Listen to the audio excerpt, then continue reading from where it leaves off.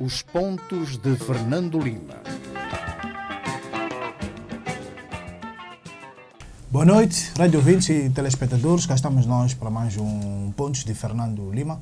Falamos a partir dos estúdios da Rádio Savana 100.2. Estamos em direto. Também estamos em direto no Facebook, mas é um programa que pode ouvir em diferido nesta rádio aos sábados às 12, domingo às 21 horas e pode ver na televisão independente de Moçambique aos domingos, terças e quintas-feiras às 21 horas. Boa noite, Fernando Lima. Numa semana em que vem informações muito quentes de Nova Iorque. Inclusivamente três beijos com muitos milhões de dólares atrás, ou seja, Nova Iorque tem sido uma caixinha de surpresas. E mais umas 1000 garrafas de vinho. Garrafas de vinho francês, sugestões para, não sei se serão canetas Montblanc ou Parker, passa publicidade, mas enfim. Como temos vindo a dizer aqui, é uma verdadeira telenovela com todo tipo de mexericos, incluindo sexo pelo meio. Já tivemos um apaixonado por uma trabalhadora do sexo, outro que se apaixonou pela sua subordinada. Portanto, todos aqueles ingredientes dos filmes e dos filmes de tramas complicadas, temos tudo neste assunto das dívidas ocultas. Quem sabe, e dado que temos um enredo ocidental, se as dívidas ocultas não dão de facto um bom filme, filme extraordinário. Aliás, há outro filme aí também a competir, que será o filme da eliminação de al-Baghdadi, como no passado se fez um filme de grande repercussão, que foi o filme da operação da eliminação de Osama Bin Laden, que contou como consultores com os próprios soldados que participaram na operação. No caso do Osama Bin Laden, foi a unidade especial SEAL da Marinha norte-americana. E neste caso, na verdade, são cães. A Força Delta, e dizem que a Força Delta não vai fazer as revelações que os SEALs fizeram no passado sobre a operação no Paquistão contra Osama Bin Laden, mas claramente também um script ou um roteiro candidato a um filme em Hollywood. Muito bem, Fernando Lima, este é o principal prato deste programa, é o tema que vamos analisar profundamente, mas para já vamos ao seu facto de semana, que é o Facebook sanciona uma empresa russa. Nós pensávamos que os russos não se preocupavam muito com estas coisas ocidentais, americanas, como seja o Instagram e o Facebook. Pelos vistos, não só se preocupam, como utilizam as redes sociais e têm tido um grande impacto na sua utilização. Sabemos de todo o debate que há nos Estados Unidos sobre a interferência russa nas eleições norte-americanas. Pelos vistos, Moçambique tem também um cheirinho sobre o mesmo tipo de interferência. Portanto, o que é que se passou? O Facebook resolveu eliminar uma série de contas, páginas na sua rede e também no Instagram. Isto envolveu 8 países. O Facebook alega que esta empresa russa interferia politicamente, manipulando opiniões nestes 8 países. Em relação a Moçambique, o contexto é muito interessante, porque esta empresa, ou seja, o canal Afrique, envolveu-se diretamente nas eleições, fazendo muita propaganda a favor do partido Frelimo. Inclusivamente divulgou uma sondagem quando, em termos legais, já não era permitido fazer esta sondagem. Toda esta aproximação também está interligada com a cimeira Rússia-África que decorreu recentemente no Mar Negro. E, ainda mais interessante, o dono, portanto, a pessoa que tem esta empresa de comunicação e imagem na Rússia, o senhor Evgeny Prigozhin, que é associado a um moçambicano, o senhor José Matemula, também é dono, não moçambicano, mas o russo, é dono do Wagner Group, a força que aparentemente está a operar em Moçambique, em Cabo Delgado, e há grandes ligações entre o presidente Vladimir Putin e Evgeny Prigozhin. Portanto, temos aqui toda uma situação interessantíssima do ponto de vista de pesquisa, que é uma interferência e manipulação de informação via Facebook e depois uma ação no terreno a cabo de um grupo paramilitar russo que aparentemente está a operar em Moçambique e também já esteve a operar na República Centro-Africana, está a operar na Síria e operou também na Chechênia.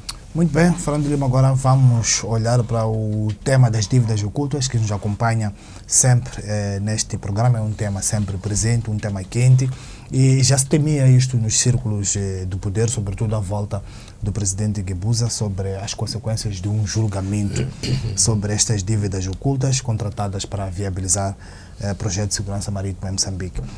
De Nova Iorque chegam-nos informações importantes para compreendermos toda esta engenharia, e uma delas é que o Partido Frelimo recebeu 10 milhões de dólares destas dívidas ocultas. Como é que está a acompanhar, Fernando Lima, estes últimos desenvolvimentos deste julgamento, e até que ponto esta revelação é suscetível de provocar danos, sobretudo políticos, ao Partido Frelimo? Bem, eu tenho resistido à tentação, como questão metódica, tenho resistido à tentação de analisar tudo à luz de um prisma político e, portanto, tentar separar aquilo que é um julgamento de outras consequências ou de outras questões, nomeadamente de natureza política. Mas, lendo a transcrição da sessão do julgamento esta segunda-feira, e são 200 páginas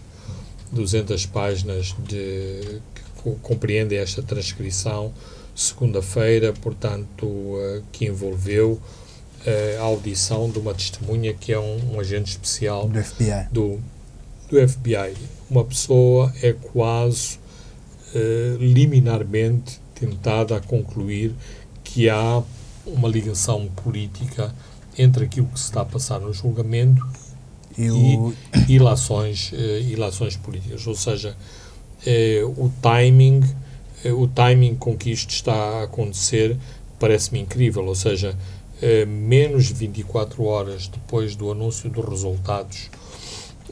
resultados eleitorais em Moçambique, e sabemos da controvérsia que anda à volta dos resultados.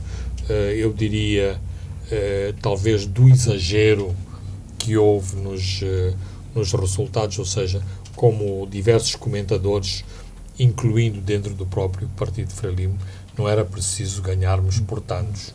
Ou seja, que houve um exagero nos números que se alinharam em relação aos resultados das eleições. Ora, 24 horas depois aparece a questão dos 10 milhões. E é assim, nem sequer, se olharmos atentamente o interrogatório, não é o interrogatório, mas a audição do agente do FBI, parece que as 4 transcrições das transferências eletrónicas e que foram mostradas como prova, parecem um pouco deslocadas deslocadas em toda a audição, ou seja, a audição centrou-se nos pagamentos do suborno, nos vários pagamentos, com quase sempre os mesmos intervenientes, e de repente aparece 10 milhões, 4 tranches, totalizando 10 milhões para o Partido Frelimo. Quando é outra nota também surpreendente, mesmo à boca das eleições de 2014, portanto, sugerindo que este dinheiro, eventualmente, terá sido usado para a campanha eleitoral do Partido Frelimo. para a campanha eleitoral, e depois deixando cair alguns nomes. Há uma figura associada a Manuel Jorge, só falta acrescentar o resto do nome. Todos conhecemos quem é a senhora Isidora Fastudo, que exatamente tinha este papel importante de ligar o setor... E já era conhecido o papel da Isidora Fastudo em outras atividades similares aqui em Moçambique. Absolutamente. Portanto, não me parece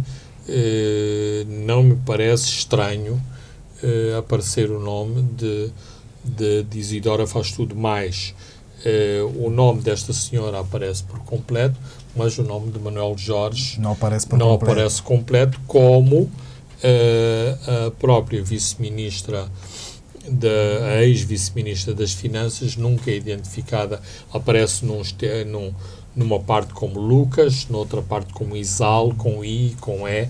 Portanto, há toda uma série de coincidências ou de estranhas coincidências que me levam a questionar se não se procuram obter resultados políticos a partir desta audição. Mas em alguns momentos, do tipo fragilizar um pouco a Frelimo para negociar qualquer coisa melhor no futuro. Às vezes dá para pensar assim, ou seja, onde eu quero chegar é o seguinte: se formos questionar alguém no Departamento de Justiça norte-americano, ou mesmo ligado a todo o pensamento da jurisprudência e do sistema judicial norte-americano, vão dizer que é uma heresia tentar-se extrapolar para questões políticas tudo o que se passa numa sala de audiências. Mas aquilo que está a acontecer é muito danoso para o Partido Frelimo. Ou seja, antes das eleições há um observador eleitoral que é assassinado por 5 polícias. Depois das eleições são revelados pormenores sobre uma transferência de 10 milhões.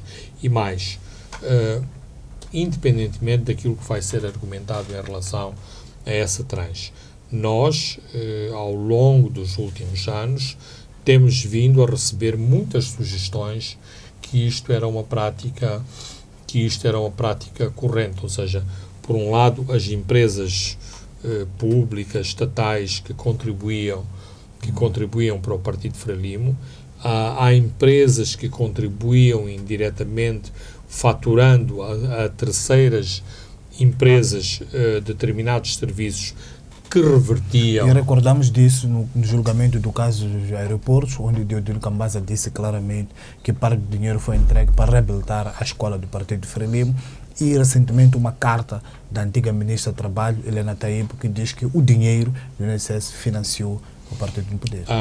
Se uma parte dos antigos executivos de empresas públicas moçambicanas um dia publicar as suas memórias, estou certo que vão revelar todos os contornos em que eram feitas as contribuições destas empresas para o Partido Frelimo, incluindo com cartas com troca de correspondência a pedir as contribuições. no dia que se investigar na profundidade o colapso, por exemplo, da MCell, que já foi a líder de mercado em termos de telefonia móvel, vamos ver que está lá o dedo do Partido Frelimo em termos das contribuições que foram feitas por esta empresa e por outras empresas. Portanto, digamos que a contribuição da Privinvest é quase natural. Neste momento, penso que está em sede de mediação a dívida de uma grande empresa de construção civil que opera ou que operava aqui em Moçambique, a CMC. Mais uma vez, penso que neste processo, eventualmente, vão aparecer não só as dívidas de Moçambique, mas é possível também que apareçam as contribuições da CMC ao Partido Frelimo. Portanto, não é nenhum segredo estas contribuições, é mais um facto a constatar. Agora, claro que é danoso para a imagem do Partido Frelimo, mas estamos quase naquela situação de perdido por 100, perdido por 1000. Alguém se preocupou, a imprensa no geral está preocupada, parece que não está preocupada.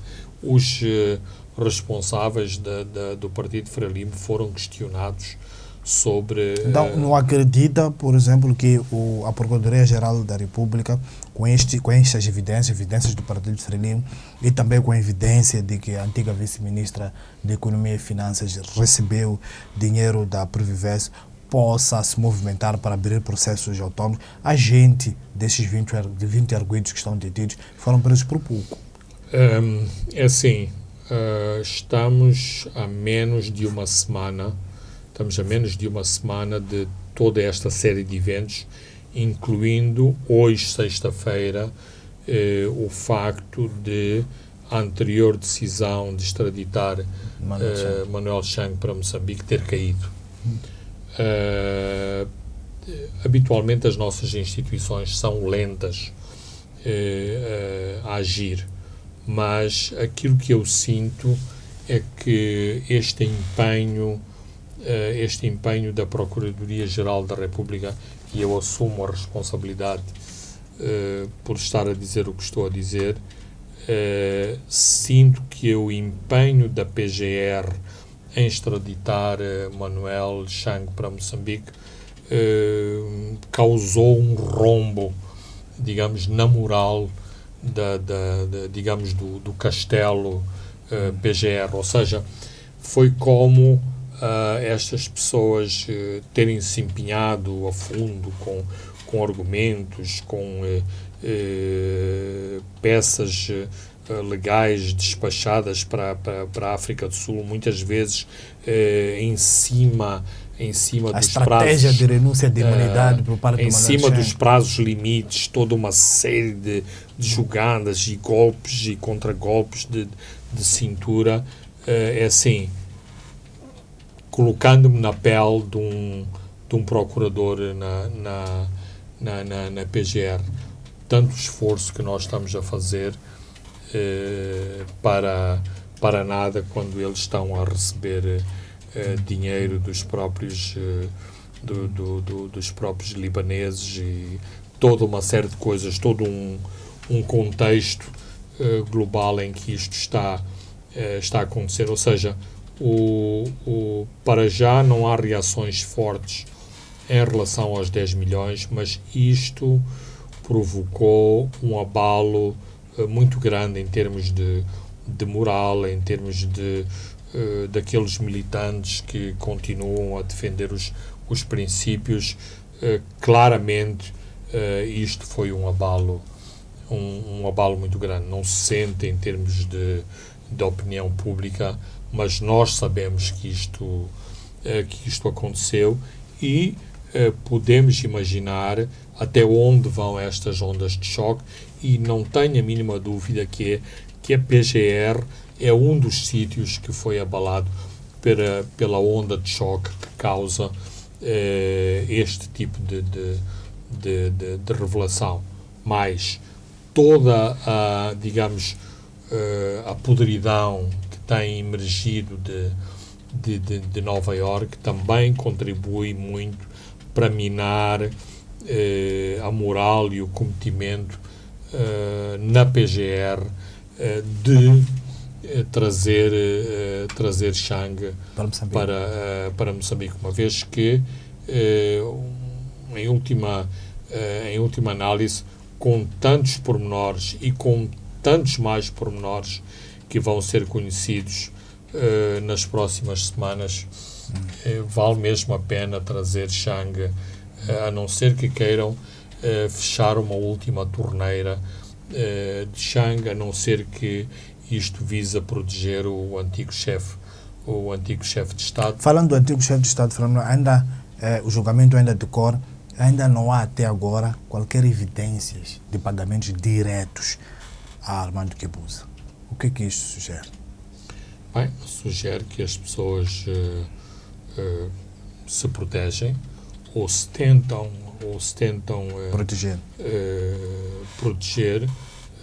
É aquele tipo de situações que habitualmente acontecem. Para isso aqui há assessores, há intermediários, há inclusivamente ministros. A questão do OCE em África. E nós já aqui dissemos várias vezes, não é possível transformar o ministro Manuel Chang no grande cérebro desta operação. O ministro Chang nunca poderia ter decidido o que decidiu sem o consentimento do chefe de Estado. Portanto, isso é claro, é evidente, e também conhecemos o contexto em que determinados acontecimentos tiveram lugar no Conselho de Ministros, sobretudo na última fase da magistratura de Armando Guebuza. Portanto, é natural que Manuel Chang tenha sido a figura escolhida para desempenhar este papel neste projeto específico. E falando mesmo do Manuel Chang, o Tribunal Supremo é a divisão de Gauteng que proferiu esta manhã a sua decisão sobre este caso e chumbou o pedido de Chang, que era do PGR, no sentido de se iniciarem diligências para ser extraditado para Moçambique, invalidou a decisão anterior, que era do ministro da Justiça, Michael Masuta, de extraditar Chang para Moçambique, e a bola foi atirada para o atual ministro Ronald Lamola.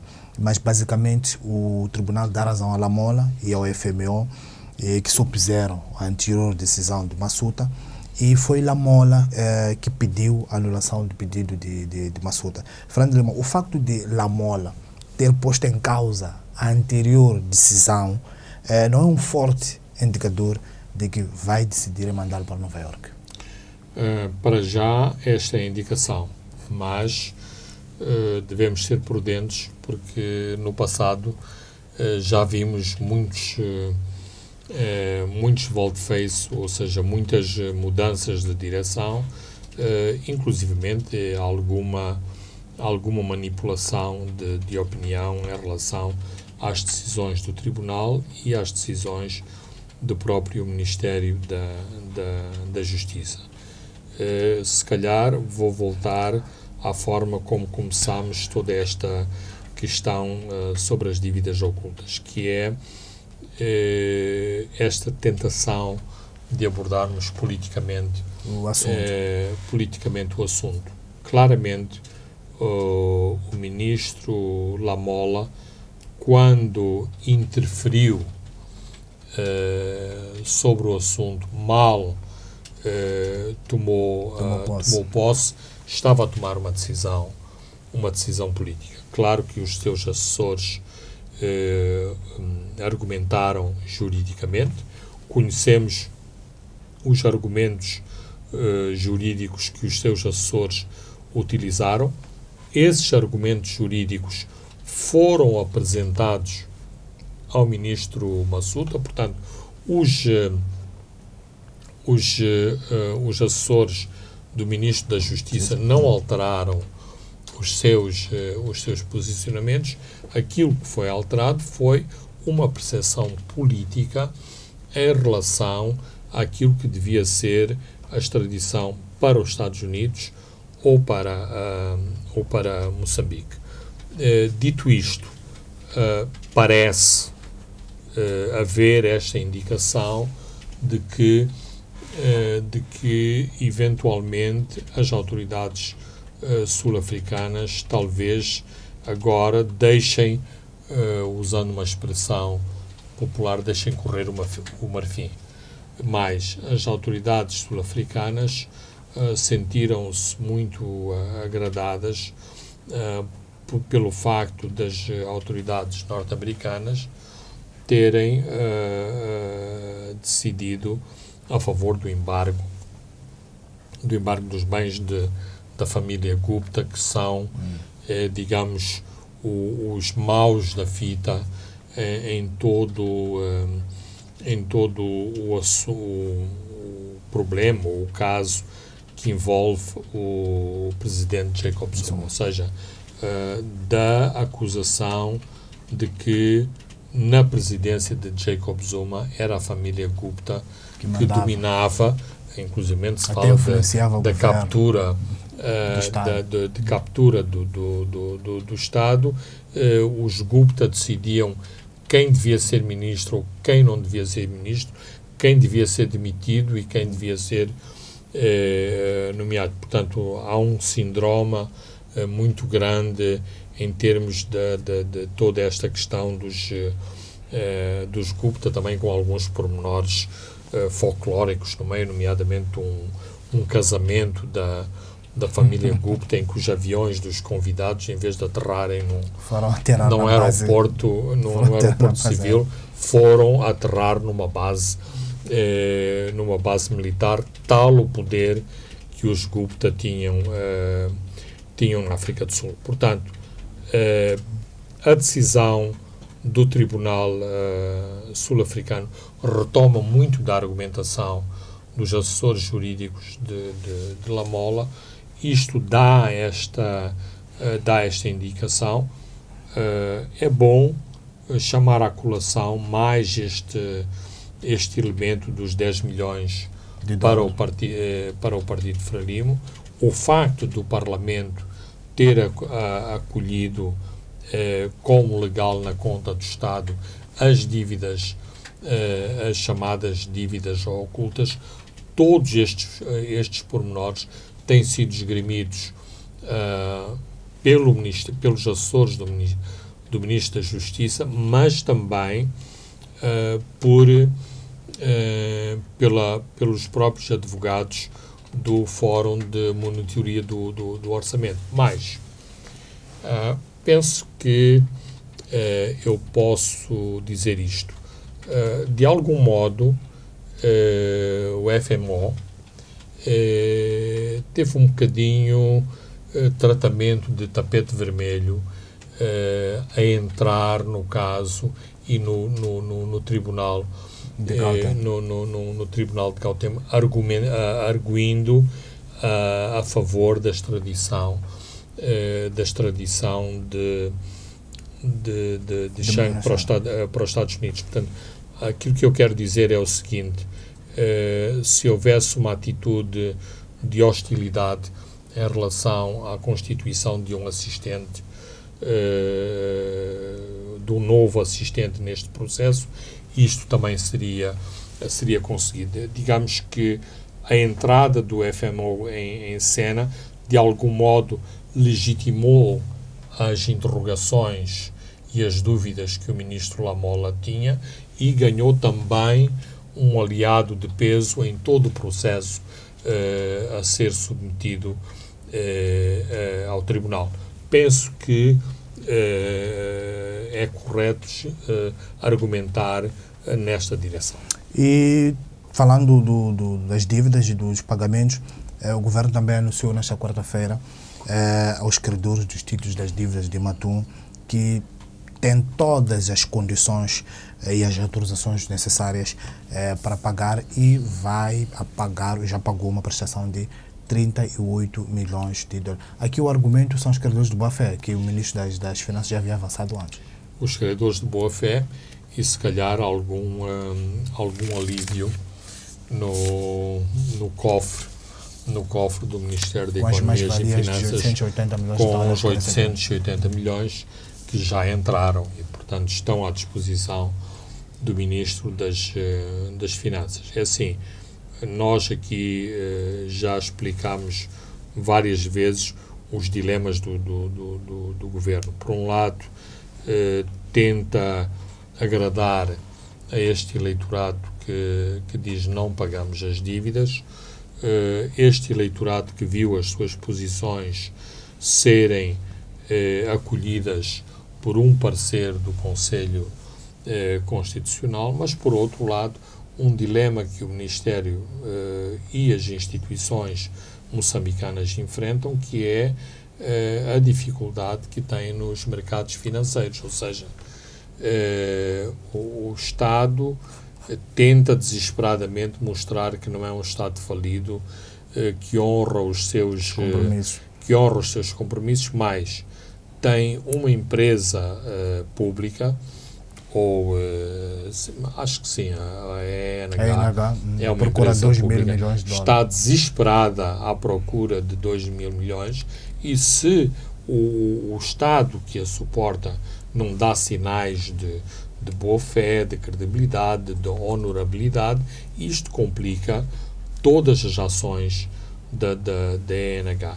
Então, e fazendo um pouco aqui de advogado do diabo, aquilo que se argumenta nos corredores do Ministério da Economia e Finanças é que há uma situação, aliás, acolhida pelo nosso Código Civil, que toda a declaração de nulidade de contratos celebrados não se deve aplicar a terceiros de boa-fé.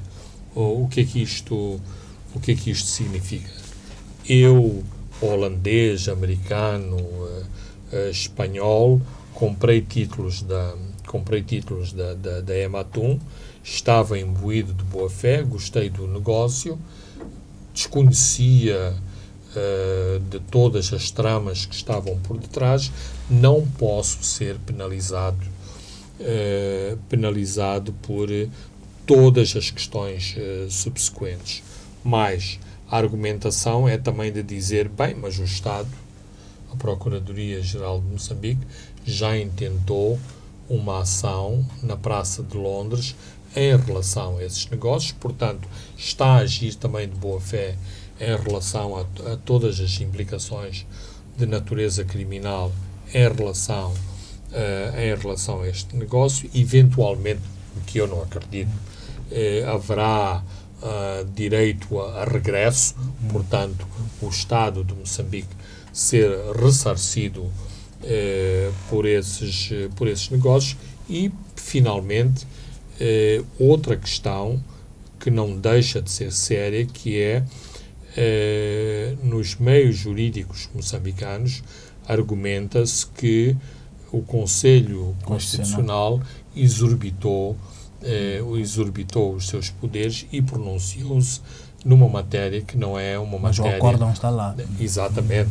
Por isso é que não deixa de ser controverso, mas também se discute se o Conselho Constitucional deveria ou não, ou tem poderes ou não, para declarar nulo um determinado contrato. Portanto, é este, digamos, todo o contexto em que se desenrola esta iniciativa esta semana do Ministério em pagar os 38 milhões de dólares para que se encontre uma solução em relação aos credores da Ematum. Claro que ainda há outros argumentos, nomeadamente o facto de já não haver Eurobonds, mas Mosa Bonds, que foram as obrigações que foram emitidas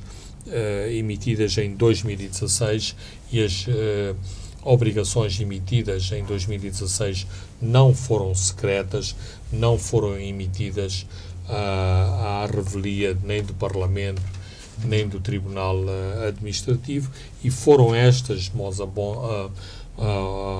obrigações MOSA que foram renegociadas, portanto, com taxas diferentes entre 2018 e 2019. Muito bem, Fernando Lima, vamos a um brevíssimo intervalo e voltamos para olhar para o processo eleitoral. Os pontos de Fernando Lima. Boa noite, rádio ouvintes e telespectadores, estamos de volta à segunda e à última parte dos pontos de Fernando Lima. Agora vamos olhar para os processos, para o processo eleitoral que ainda está em curso. Fernando Lima, agora vamos olhar para o processo eleitoral. A Comissão Nacional de Eleições validou os resultados das eleições de 15 de outubro, isto foi no domingo passado. Os números não fogem do que já haviam sido avançados, mas a oposição e a sociedade civil se afeta na CNE não aceitaram os resultados e teve que ser o presidente, que no passado sempre se absteve a mostrar o seu verdadeiro sentido de voto. Votou a favor dos resultados, abandonando a sua estratégia de Pilatos, mas deixou a famosa declarações de eleições livres, justas e transparentes para o Conselho Constitucional. É peso de consciência? Eu penso dado que toda a trafolhice que caracterizou estas eleições? Eu penso que sim, porque ao longo de todo este processo, incluindo o que se passou nas eleições autárquicas, em alguns momentos o presidente da CNE mostrou algumas dúvidas sobre se a direção que a CNE estava a tomar seria a direção mais correta. Mas procurou aconselhar-se com juristas de peso e que eram críticos à posição dominante na CNE para saber qual o seu posicionamento enquanto presidente da CNE. Claro que aí não foi necessário ele chegar a estes extremos, porque sabemos das quesílias que houve, por exemplo, em relação ao MDM, porque havia ali questões de ajustes de contas entre o MDM e a RENAM. Mas já nessa altura, Abdul Karim, penso eu, tinha muitas dúvidas sobre alguns processos no interior da CNE. Devo dizer que os chamados falcões da CNE, que eu conheço quem são e que estão perfeitamente identificados, não têm qualquer simpatia pelo Sheikh Abdul Karim, e portanto eu penso que todas estas questões têm pesado muito. Mas em privado tenho encontrado muitos dos críticos que se sentam nas plenárias da CNE que não diabolizam. Claro que assistimos ao longo desta semana de um grande diabolizar da figura de Abdul Karim, mas em tempo próprio estas pessoas defenderam Abdul Karim e acharam que ele não era a pior pessoa que estava ali dentro. Ou seja, há muitos elementos que são sinistros, que são muito piores ali dentro. Mas se penso que estou a ler corretamente todo o desenrolar dos acontecimentos no processo eleitoral, se tomar em conta as análises que já foram feitas por pessoas que são verdadeiros especialistas nas eleições de Moçambique, penso que houve uma estratégia clara de isolar a CNE, o STAI Central, e fazer uma parte de todas estas operações fraudulentas ou irregulares, para usar um termo mais macio e moderado, a partir das comissões distritais de eleições e a partir das comissões provinciais de eleições. Aliás, esta questão vem refletida na declaração de voto de vencido de uma parte dos vogais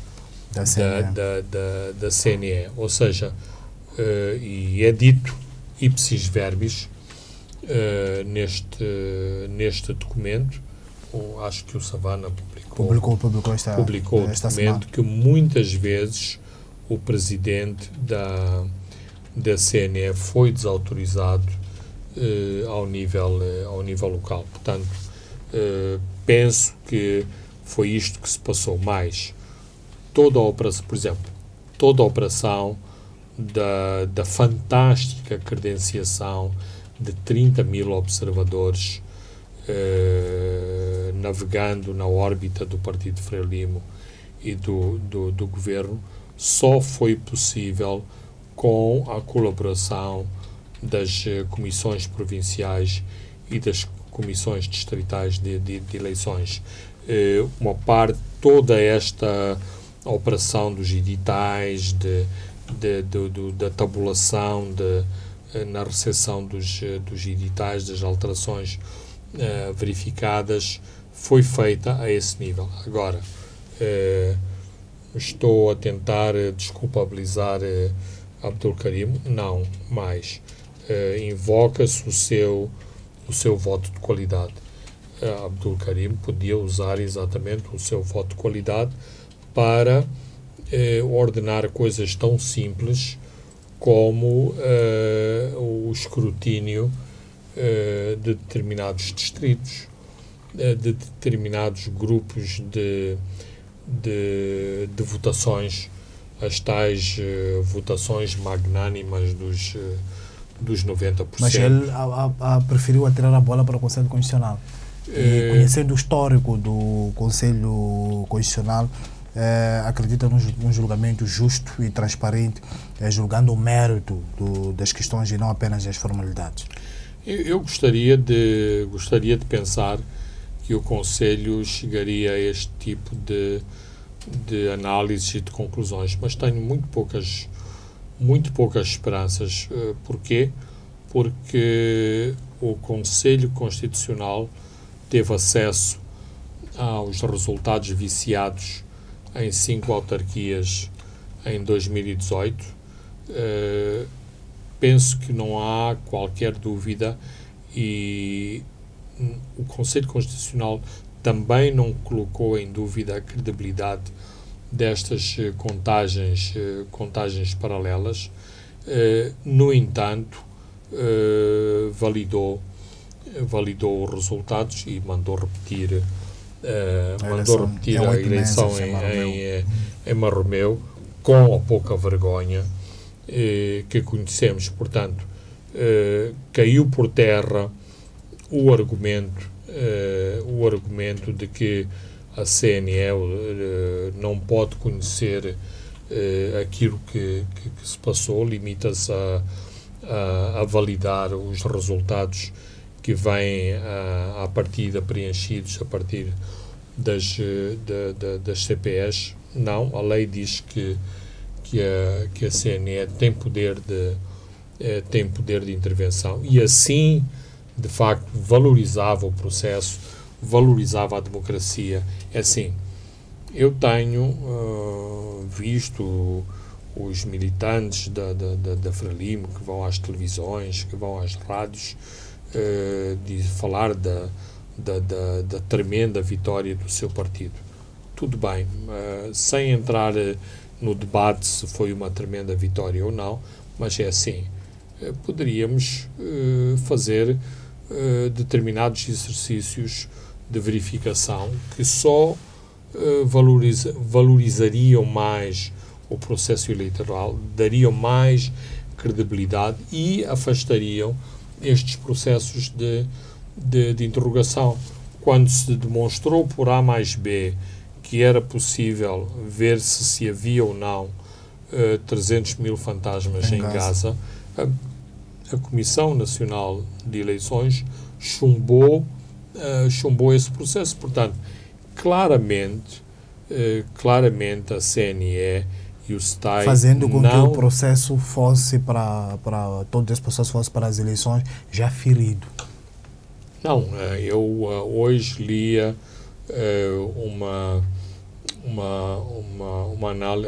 análise de uma intelectual africana sobre como a democracia foi capturada pelos regimes autoritários em África. E isso é o que se está a passar, ou seja, depois de um momento de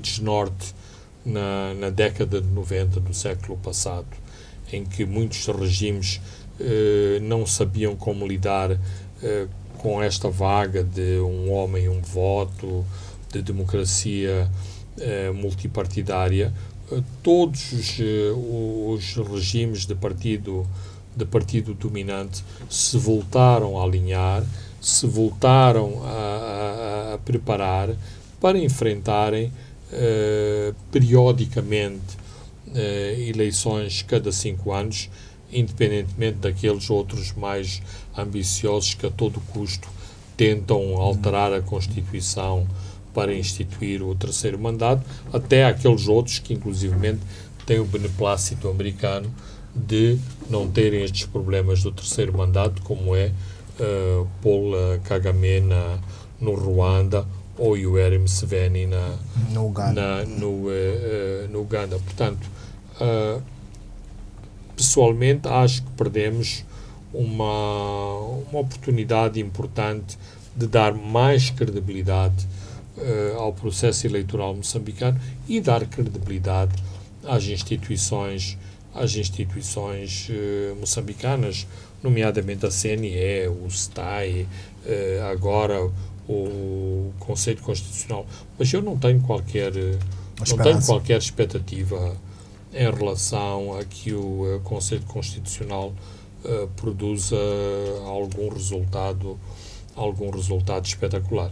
Este é o tema eleitoral que ainda vamos acompanhar nos próximos programas, mas para já, Fernando Lima, vamos olhar para um tema econômico-financeiro, que é que o Banco de Moçambique está de volta nesse processo de disciplinar o mercado financeiro moçambicano.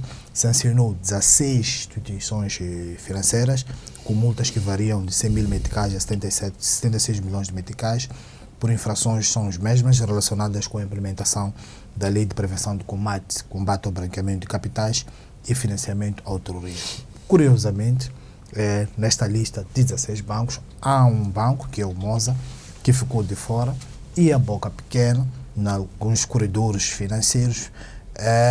Zandamena, o governador do Banco de Moçambique, é acusado de estar a proteger um banco que é participado pelo Fundo de Pensões do Banco de Moçambique.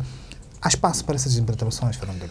Bem, essa é a questão correta que deve ser colocada, ou seja, a questão não é discutirmos mexericos de corredores, a questão de fundo é o Banco Central estar de tal modo posicionado que afaste qualquer comentário dessa natureza. Este aqui é o ponto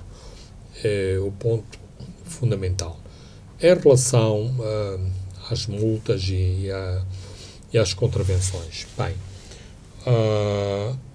o Banco de Moçambique apresenta os seus argumentos.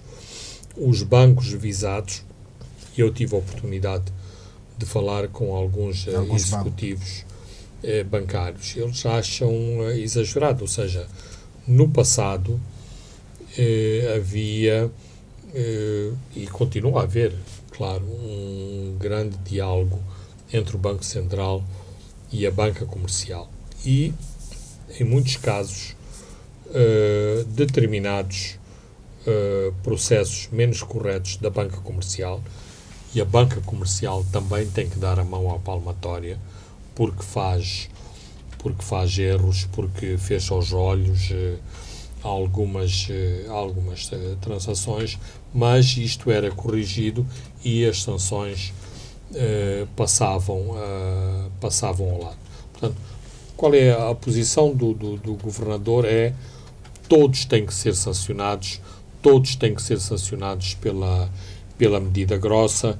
Isto aqui havia um grande compadrio entre governo, partido do poder e a banca, portanto nadavam todos na mesma piscina. Eu não entro nessa piscina com as águas tão sujas. Portanto, o meu papel é de ficar de fora com a toalha ao pescoço e sancionar todos aqueles que não sabem nadar ou que cometem erros quando fazem as várias piscinas e as várias modalidades que estão permitidos a nadar na piscina. É uma posição, muitos no setor argumentam que isto é um aviso negativo para o investimento estrangeiro, para as empresas. Eventualmente poderá ser, porque assim não é possível a toda a hora estarem a banca comercial a enfrentar este tipo de punições. E as infrações parecem todas iguais. Aí não se trata de um problema sistêmico. Não, que requeria uma outra tipo de abordagem. Há questão, por exemplo, foi sancionado porque não apresentou o relatório a tempo e horas. Será isto, de facto, um problema terrível em termos de branqueamento de capitais? De capitais? Acho que não. Na inspeção do Banco Central a um determinado banco foram detectadas 2 ou 3 irregularidades. O banco em causa corrigiu as irregularidades. O Banco Central anotou que as irregularidades foram corrigidas. No entanto, sancionou. 2 meses depois vem um sancionamento. Afinal, onde está aquilo que, por exemplo, o Ministério do Trabalho diz que tenta ser pedagógico, embora seja outro pelouro, tenta ser pedagógico em relação às multas, em relação às irregularidades que detecta nas empresas. É assim, talvez a mão do governador do Banco Central esteja a ser demasiado pesada. É importante. Não entra naquela filosofia dele de que, por exemplo, o Banco Central está atrasado 20 anos em relação ao mundo, é preciso correr, é preciso disciplinar este setor?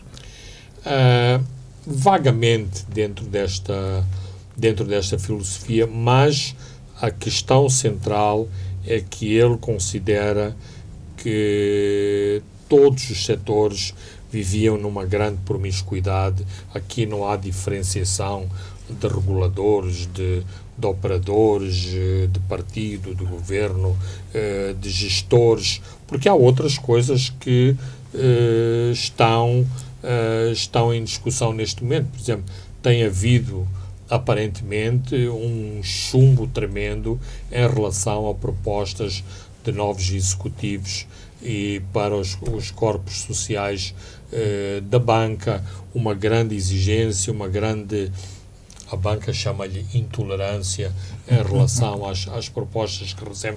Portanto, parece que há medidas hiperdraconianas que estão a ser aplicadas pelo Banco Central, e a questão é se de facto é necessário tudo isto ou é preciso ser seletivo no sancionamento, naquilo que de facto constitui branqueamento e naquilo que são questões menores e que eventualmente poderiam ter outro tipo de tratamento, porque convenhamos, todas estas triangulações com o Abu Dhabi, com o Dubai, com com a África do Sul, com o Paquistão, com as drogas.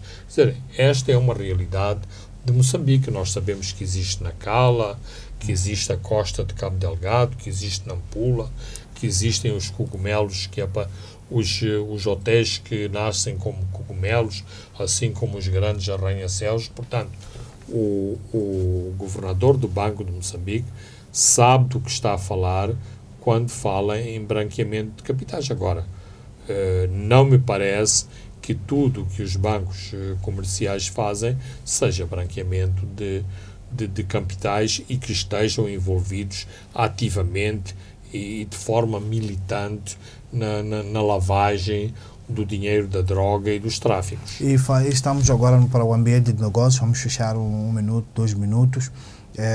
O Dugby já foi anunciado na semana passada, que Moçambique caiu 3 lugares neste importante índice do Banco Mundial, chamado Dugby 2020, com uma classificação de 55 pontos no conjunto de 190 países. Esta semana a CTA reagiu, considerou que a falta da aplicação das novas leis é que está a impedir que Moçambique melhore a sua pontuação nisto, e diz que se tivesse sido aplicado, Moçambique podia subir 22 posições.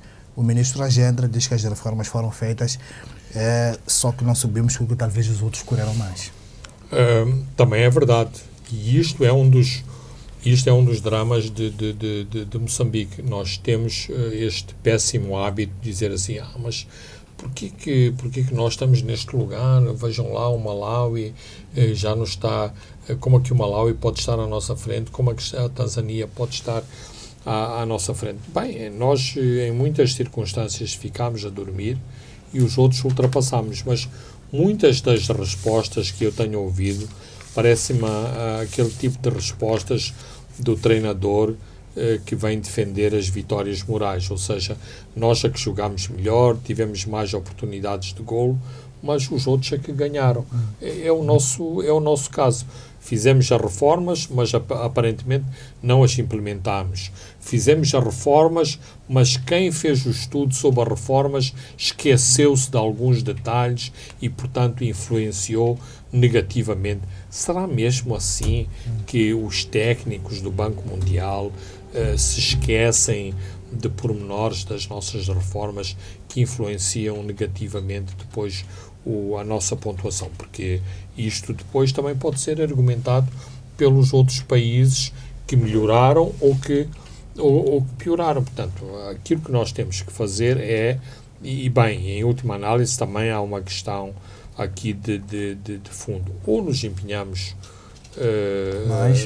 mais nas reformas, ou então estamos a jogar para o empate, porque de alguns anos a esta parte, e eu estou à vontade para falar sobre isso, nos ministérios, nomeadamente no Ministério do Comércio e Indústria, que é quem trata disto, inclusivamente se recrutam especialistas, que é para ver onde se pode mexer, não para melhorar o ambiente de negócios em Moçambique, mas para melhorar o nosso ranking, ou seja, para melhorar a pontuação. Ora, a questão não é essa.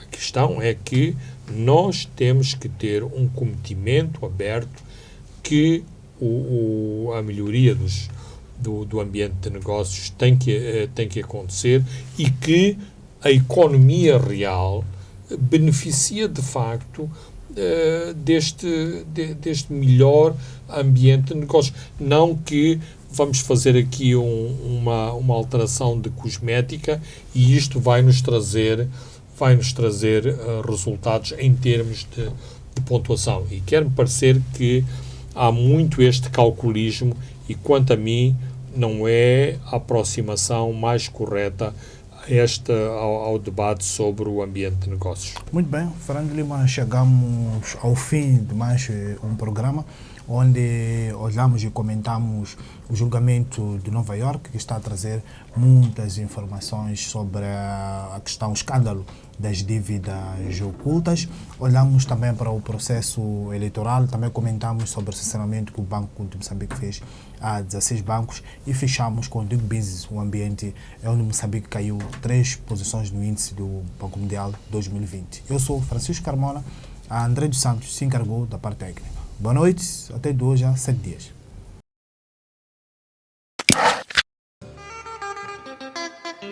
Os pontos de Fernando Lima.